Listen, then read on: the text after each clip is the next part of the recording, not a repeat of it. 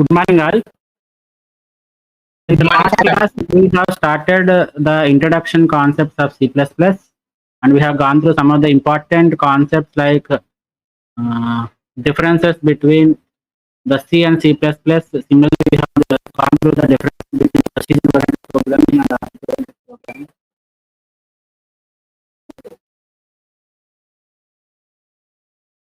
Right.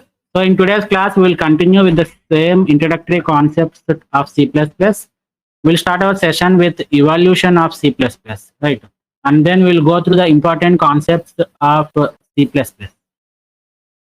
So what do you mean by evolution? Anybody, please answer. What do you mean by evolution?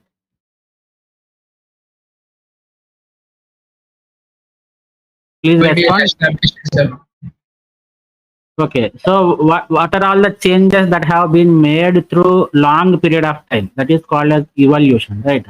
So man has been evolved, right? So it took long years to change or to make changes from one thing to the another thing. So similarly, the C++ is a programming language that was developed not in a single day or 2 or 3 years, right? It has took its own time. That means it took long time to get into this shape.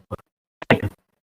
So when it was started, who is responsible for introducing this C++, and what are the changes that have been made to this C++ when compared to that of C programming language? All these things we will discuss in this evolution of C++. Right? So this particular topic is important theoretically, right? I don't think somebody will give some question regarding this evaluation, but you should know who is responsible for development of C++ and why this C++ has come into existence, and what are the changes that took place over a long period of time. That all these things you should know. That is the reason why we are going through this evolution of C++, right? So the history of C++, it has started long back in the year 1979. Right. May I know when the C has been introduced? Anybody? 1972. 1972 is the year when C was born, right? And who is the author, or who developed this C programming language? Dennis Ritchie. Dennis Ritchie. Super, right. But coming to the discussion of C++, it has took its birth in the year 1979, and Bjorn Stutztup is the developer of C++, right?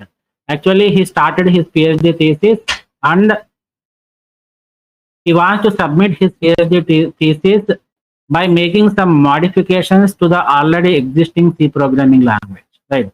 So the main idea of his work, or the theme behind his PhD thesis, is he wants to develop C with classes.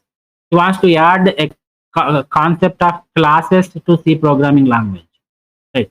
So C with classes means we know what C programming language is. Therefore, he wants to add some features like classes to this C programming language, and he wants to submit his PhD thesis, right? And as the name implies, it can be treated as a superset of C language. Can be treated as a superset of C language. We know what superset is, right? So superset is nothing but something it is having some additional features, that is called as a superset, right? And his main goal of his PhD thesis is to add object-oriented programming concepts to the C programming language, right? And why he has selected C? Why not any other programming language? Means, as we know that C is very easy to understand, and C at that particular time, why? Because it is a new language. 1972 is the year which the C has been taken its shape, and it is 1979, just 7 years for the C++, right? So it was a new language, and it is easily understandable, and similarly, it is a language which is well respected for its portability. Right? What do you mean by portability?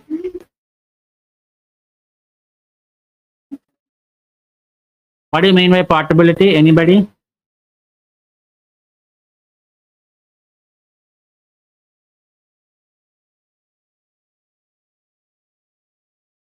Easy to carry. What do you mean by portability?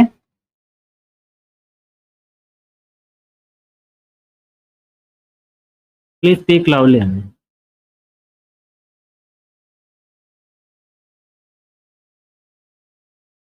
If somebody has answered, please Easy, respond. What do you easy mean to by move around. Yes, super. Right. So the C programming language supports the flexibility to move the programs from one place to another place. That is, you can write the program in one system and you can take that program to another place and you can execute it successfully. That is called as portability. And so it does not sacrifice its speed, and it has a very low level functionality. Low level functionality means you can write programs even for the hardware also, right? In the previous class, we discussed the concept why actually the C programming language has been developed, right? The C programming language has been developed as a system program, right? That means this language was developed to develop the Unix programming language, Unix operating system. Right? So that is all about how that C++ has took its birth and who is responsible for the development of C++ and how it has taken its shape with the classes and what is the reason behind the Ben Strohstep to develop this C++. He just wants to submit his PhD thesis and he wants to extend the C such that that means he wants to develop a new language based upon C, and that should be a superset of C programming language. And the main theme or the main goal is to add the object-oriented programming into the C language. Right? I told you why he has chosen the C language. Why? Because it is very easy to understand, easy to program, and it has the functionality of portability, and it is speed. It has much speed to develop the programs. All these things made him to select the C programming language. Is it clear?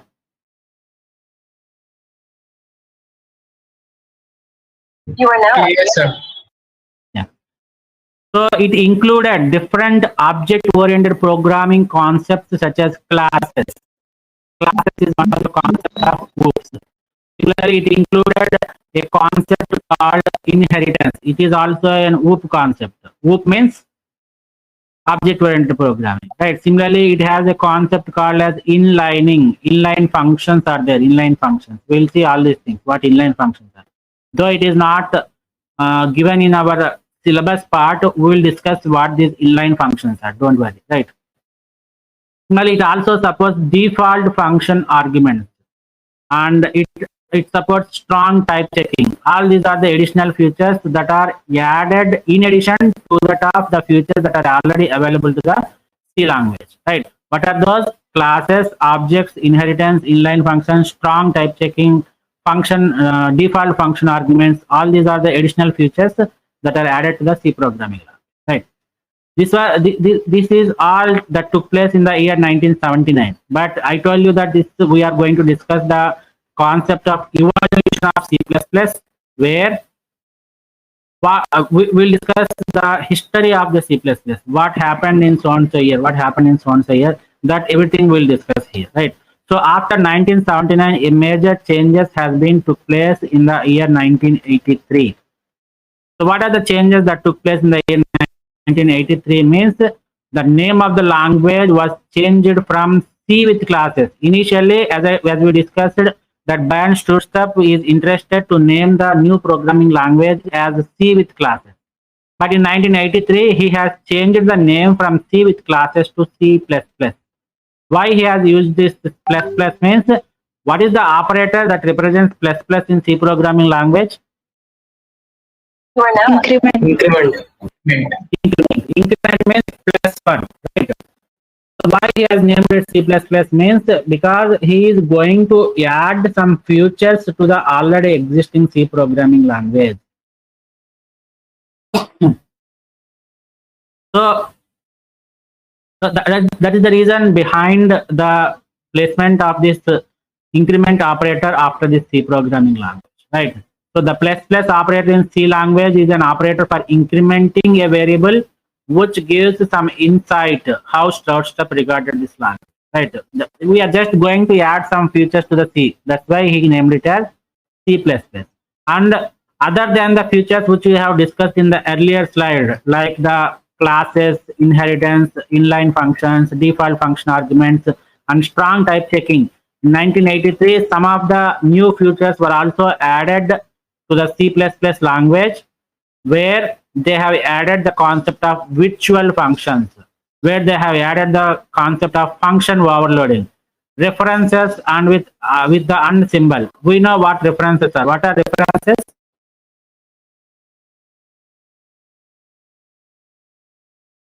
What are references in C? Pointers.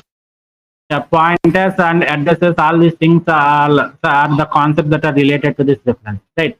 We have this concept in C also, nothing more than that. Nothing more we have added, right? And we have one more keyword called as const, which is already available in the C programming language, and they have introduced the single line comments using 2 forward slashes. Right.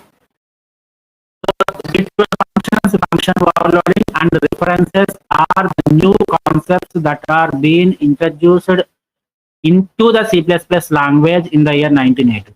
Right. I will ask you the various concepts that have been introduced in the C++ in the last slide. Right. So please concentrate. Right. So what are the new concepts that are added? The first one is classes in the year 1979. Please respond. What are the other things?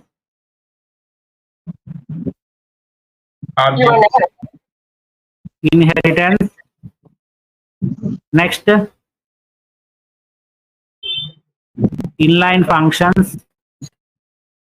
Please respond. What is that one? Another one?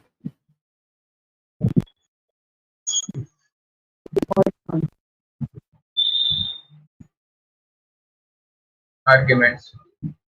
Default function arguments.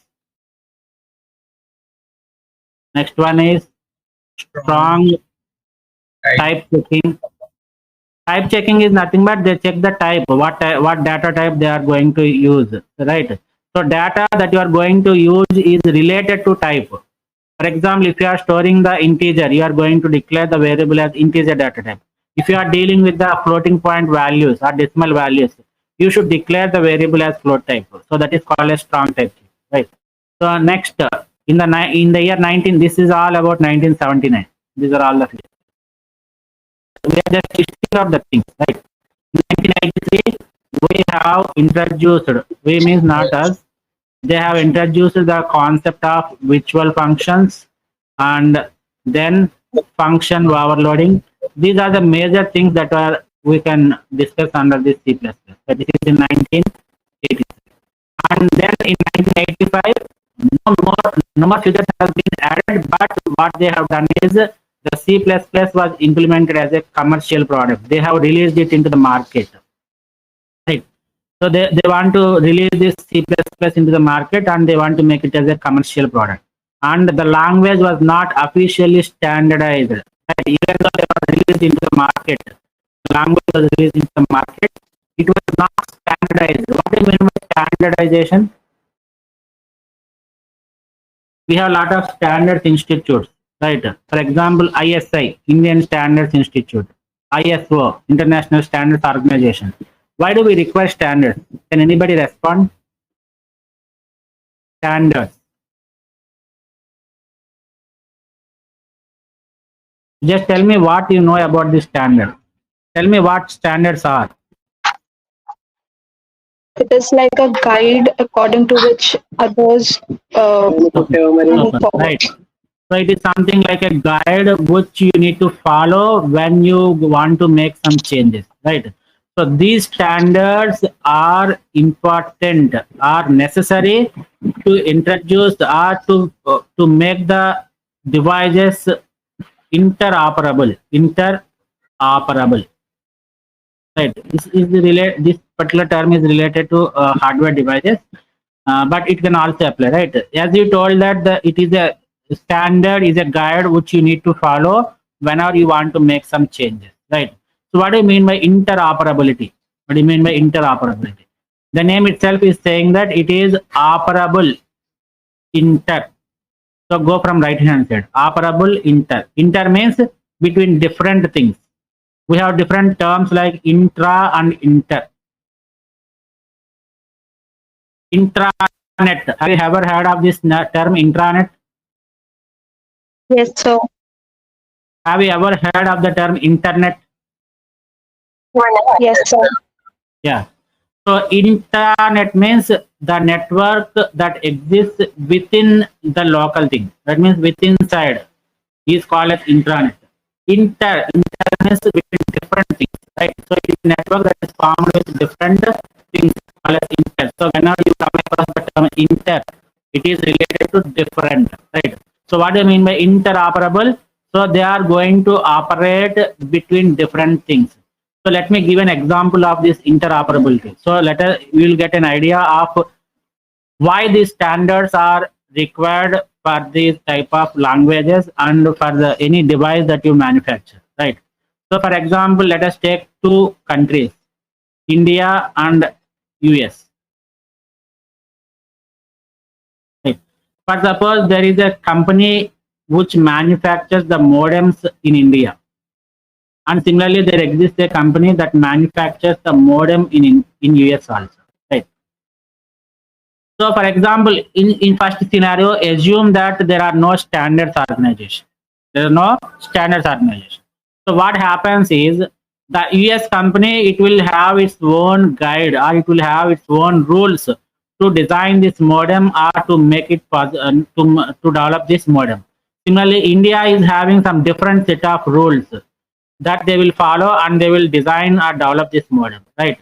So in such case, if you buy a modem that is developed in the United States and you bring it to India and you try to operate in India, then that will not work. Right? The modem that is developed in the United States will not work in India. Similarly, the modem that is developed in India will not work in the other countries like US, right? Why? Because this happens because both the manufacturing companies, they are following their own rules. They are following their own rules. Maybe there are some design issues which make the modem that is developed in US will not work in India. Similarly, there are some voltage issues where the modems that are developed in India will not work in US. Right.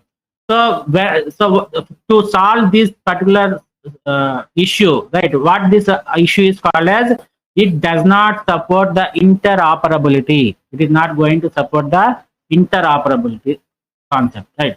So one product that is designed in one country will not operate in other countries. That is called as lack of interoperability.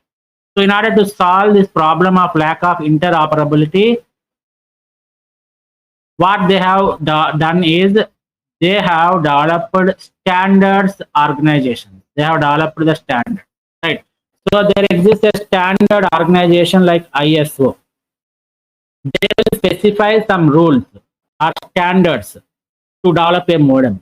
So whether it is a company from United States or whether it is a company from India or United Kingdom, whatever it may be, any country, if they follow the ISO standards, they should follow some standards and they should design that particular product or develop that particular product, right?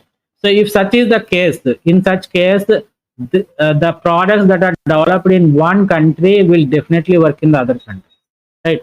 So that is the importance of the standards, right? So there are no particular standardization up to 1985. And then in 1989, they have introduced some more concepts which is called as protected. Can anybody tell me what do you mean by protected? Where you have heard this term?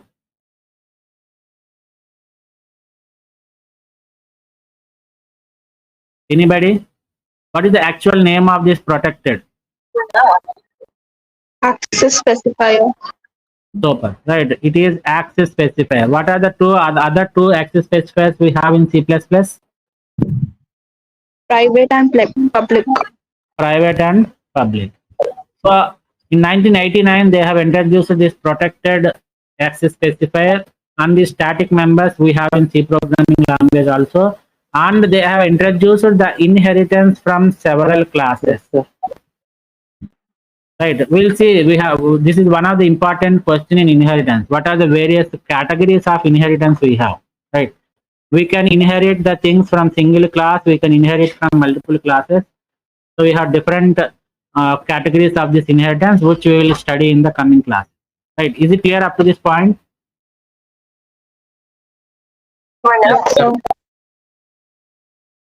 And then in 1990, the Turbo C++ was released as a commercial product. And then C++ has added lot of additional libraries which have a considerable impact on the C++ development. Right. So in 1990, the C++ has released another commercial product which is called as Turbo C++, where it has added lot of libraries into that C++ language. Right. So in 1998, from here, standardization has took place. So actually, it was in 1979, and the actual standardization it started in 1998. Almost 20 years it took for the standardization. Okay. In 1998, the C++ Standards Committee, as I told that there exists a committee for standardization.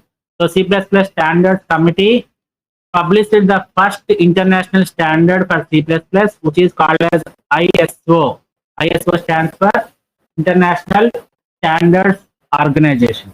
And the standard document for the C++ is called as ISO IEC 14882, and this specifies 1998. This specifies the year in which the standard document was designed or published. Right. So after standardization, they named this C++ language. We call it, actually the name has not been changed, but we call it as C++ 98. Here we can see. Why we call it as C++ 98 means it is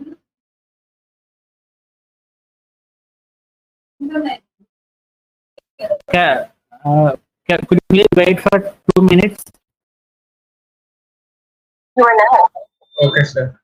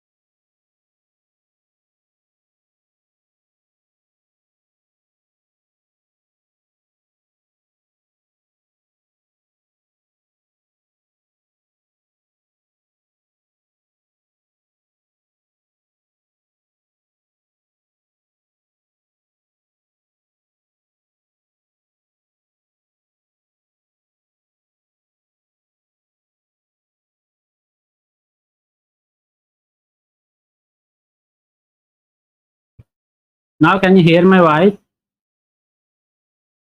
You are now. Yes, sir. Yeah. So in 1998, C++ Standards Committee has developed this standards document, which is called as ISO IEC 14882. and we call it as C++98. If somebody asks you what this C++98 means, in 1998, this represents the year, right? 98. So in that year, the C++ has been standardized and it is named as C++98. That is the thing you have to set. So the standard template library has been introduced for the C++. So in C++98, we have added one more new concept called as templates or template library. So after that, in the year 2003, the committee has responded to multiple problems. Even though the C++ has been standardized in 1998, we have some problems that arose during the course of time, and those problems has been reported and they have been revised accordingly, and they changed the language as C++03. 03 is again the year, that is 2003, and the C++03 represents the standards that were designed or defined in the year 2000. That's right. So in 2011, the new C++ standard, which is called as C++11, was finished. Right. So in this particular year, they have introduced so many features like regex. What do you mean by regex? Do you have any idea? Regex. So it is a combination of two terms, reg and x. So this is equal to regular expressions. Right. You will come across these regular expressions in flat subject. Right. So they have added the regular expressions feature into our C++11 and randomization library, C++ time library, and atomics threading library, and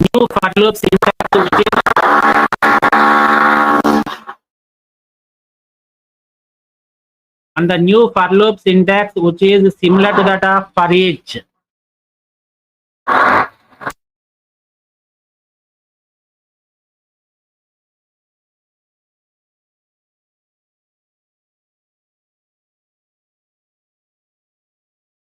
So we'll see all these things, what this for is and what this for each is, right?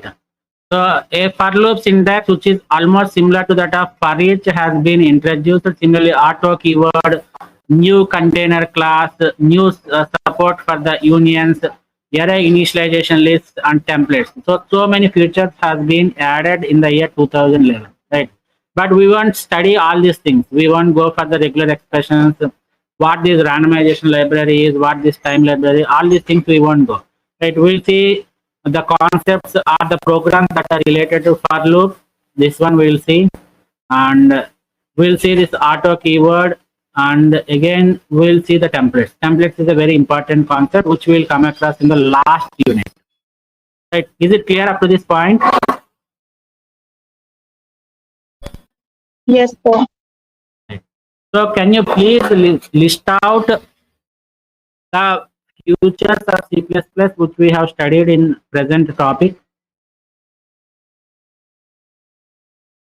starting from 1979? What are the important features related to C++? Concept of classes, inheritance, inline functions. Inheritance, okay. Next. Inline functions. Okay. Default function arguments.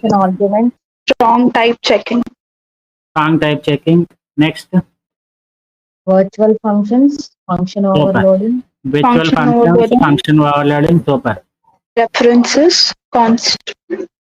References, const, all these things. Single line comments, protected inheritance from several classes, and similarly regular expressions, standard library, C++ time library, randomization library, threading library, and finally templates, virtual functions. All we have so many concepts that we should learn in the object-oriented program. Right? Is it clear? So once you learn these object-oriented programming concepts, the same concepts will be applied for whoops through Java also. So the concepts, underlying concepts remains the same, but the syntax format may change, the additional library may change, and the additional features may change. That's it, right? But when you learn the concepts of object-oriented programming, it is same in every programming language. For example, if you go for Java programming language, the object-oriented programming concepts remains the same. Similarly, there are different object-oriented concepts that are supported in Python also. We have Python with object-oriented concepts, right? So forget about the programming language. This object-oriented programming is a programming paradigm where it consists of different features, and those features can be can be learned, and they can be applied in any other programming language. So that is the power of object-oriented. Is it clear up to this point? Yes, sir. Right. So now we'll move into another important topic, very important topic in the first unit, and you may expect questions from this topic, right? So those are nothing but the key concepts of object-oriented programming. Previously, we are telling that object-oriented programming is a paradigm, programming paradigm which consists of number of features, or number of concepts. So let us see what are those concepts that are supported in object-oriented programming. Very important concept, please concentrate. So there are major concepts that are supported in object-oriented programming system are class, second one is object, the third one is inheritance, fourth one polymorphism, fifth one data abstraction, and finally we have encapsulation. Right. So you may get a doubt that where this virtual function is there. So in the previous slide or in the previous discussion, we have discussed that there is a concept called as virtual functions. There is a concept. We have again operator overloading and function overloading concept. Right. So we have seen a lot of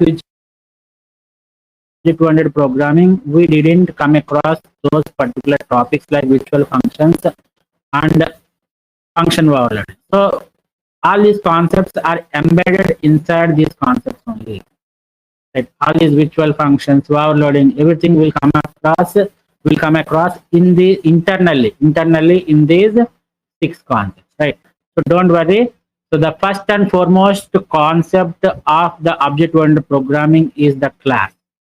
So let me ask you one question. Why this object-oriented programming has been introduced? What is the other programming paradigm we have? Procedure-oriented programming. Super. Now tell me why this object-oriented programming has been introduced even though we have the procedure-oriented programming. It is easy to handle real-world problems. Super. Right. So the procedure-oriented programming does not support some of the features that meet the requirements of real-world problems. So in order to meet the real-world problems, we need some additional features other than the procedure-oriented programming. So those additional features are available with the object-oriented programming paradigm. That is the reason why we shift our programming paradigm from procedure-oriented to object-oriented programming. Simply remember one point, that whenever you want to develop or whenever you want to meet the requirements for the real world projects or real world objects, then you should definitely go for the object-oriented programming one. Right.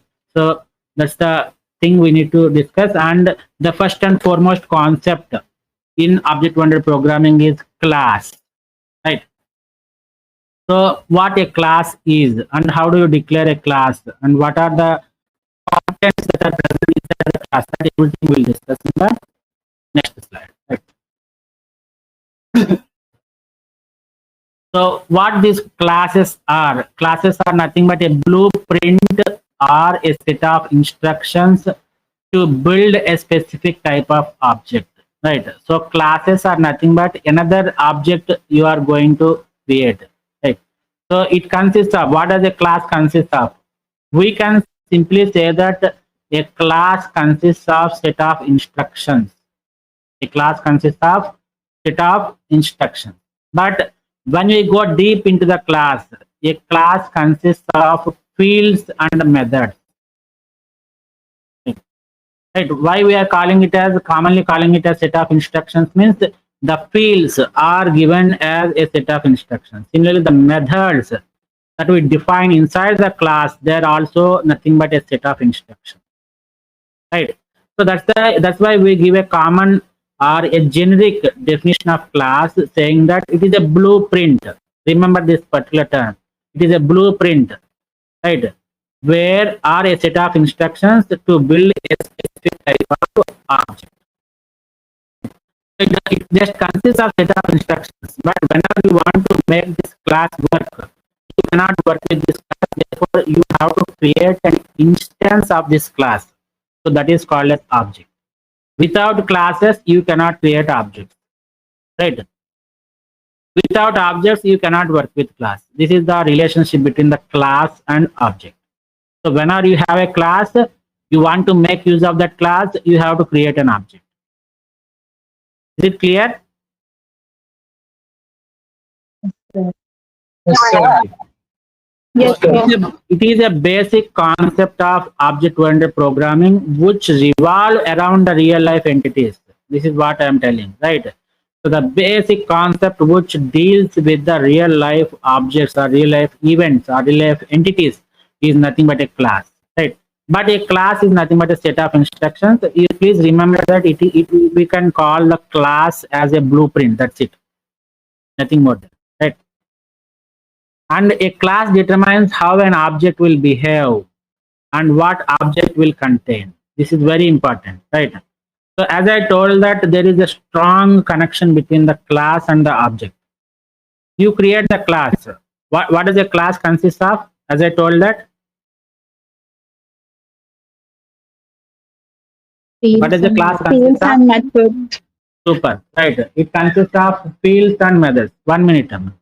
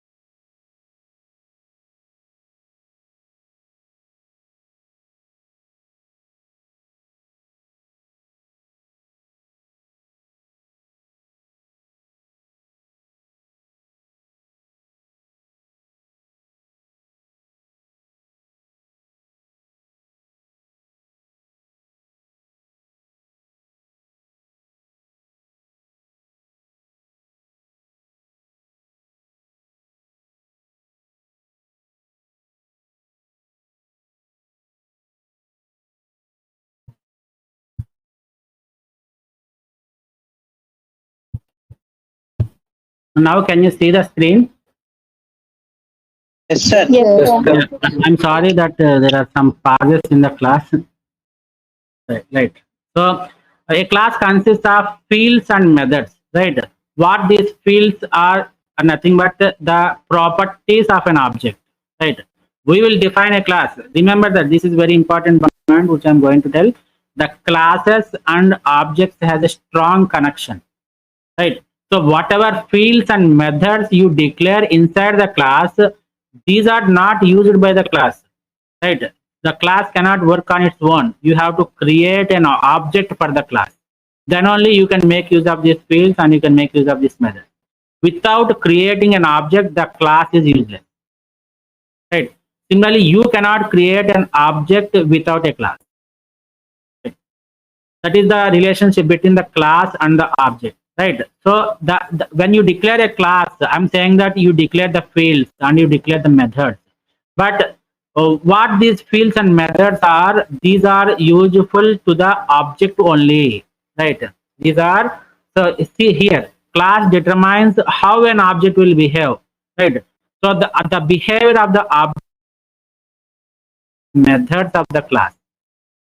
So what type of methods you are declaring, based upon it, the behavior of the object depends. Similarly, the fields define what an object should contain.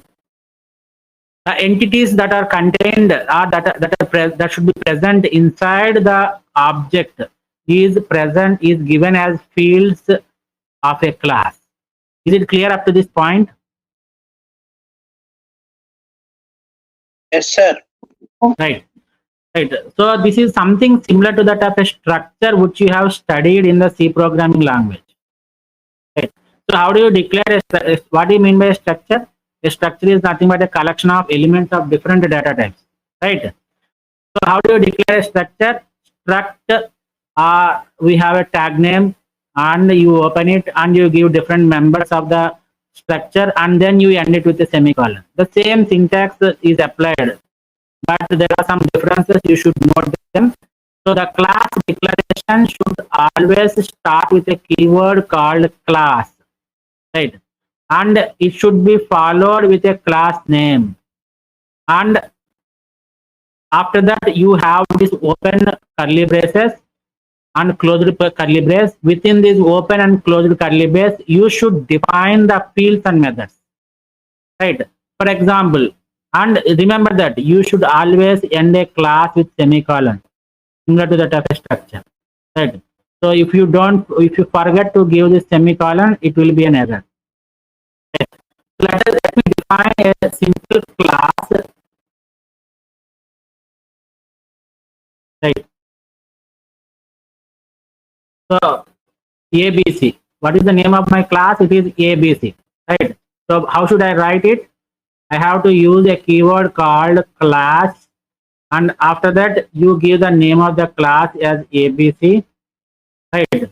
So there is no need for this left and right angle bracket, right? And then let me declare this as int a, float f, and then I have methods read and write, and you should end it with a semicolon. So what is the name of my class here? What is the name of the class ABC. I have? ABC. So there's no rule that you should always write it in the lower cases. You can change it to upper cases also, or you can give the camel case also, like this.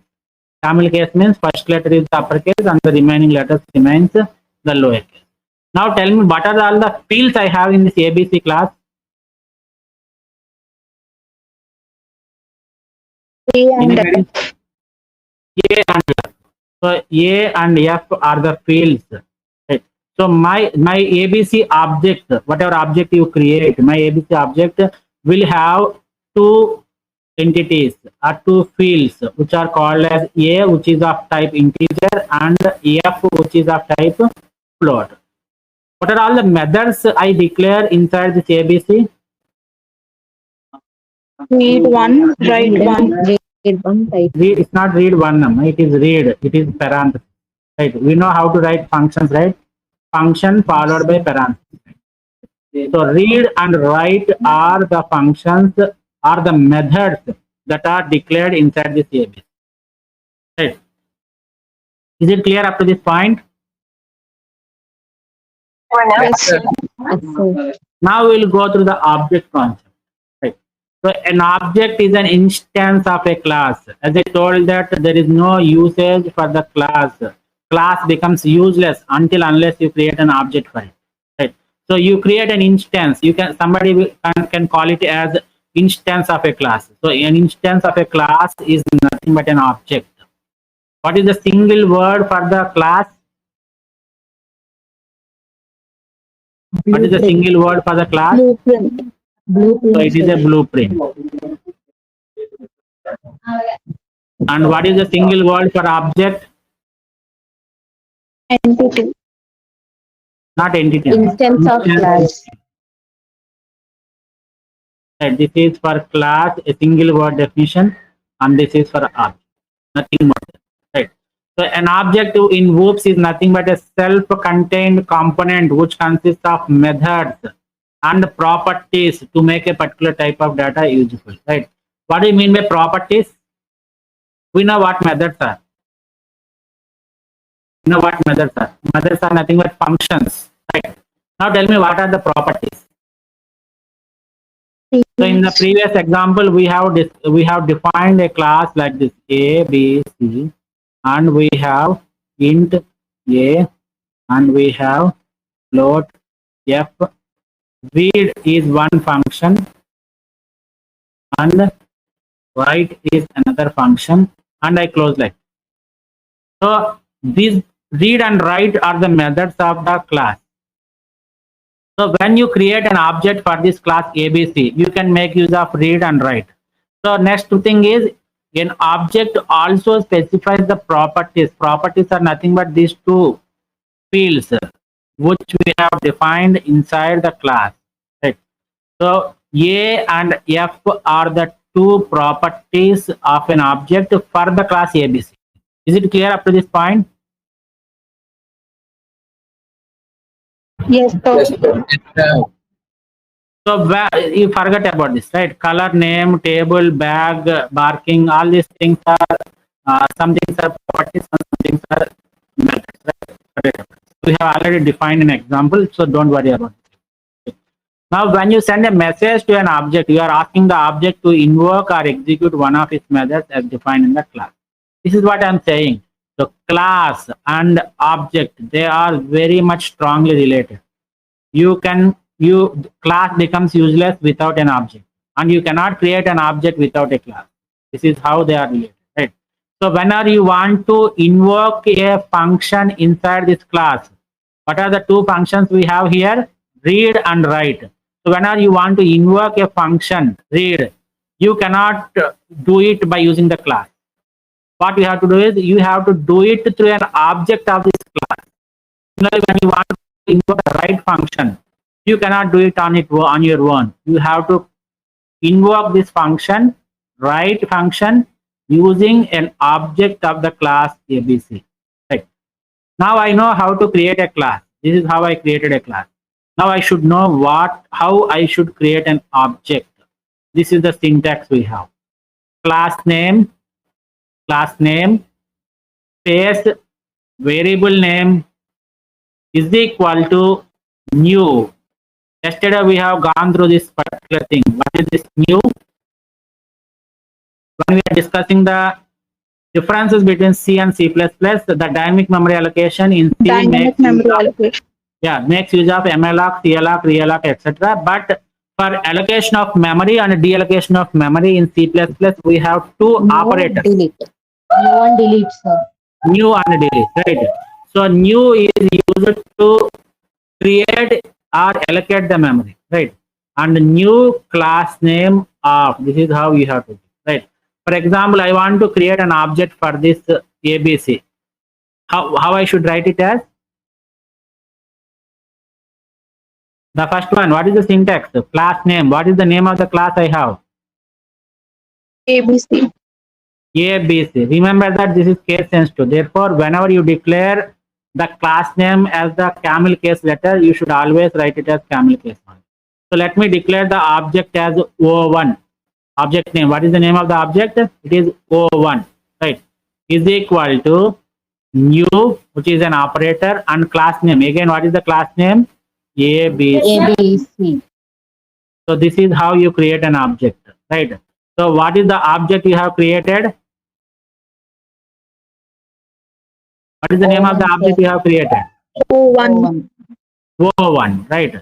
Now by making use of this O1, you can use this properties and you can invoke these functions, right? How we are going to invoke the functions and how we are going to work on with these properties of the class. All these things we'll discuss in the coming class. Is it clear? Is it clear how to create a class and how to create an object? Yes, sir. Okay. So this is the end of our today's session. Thank you one and all. Just wait for 1 minute so that I can take the attendance.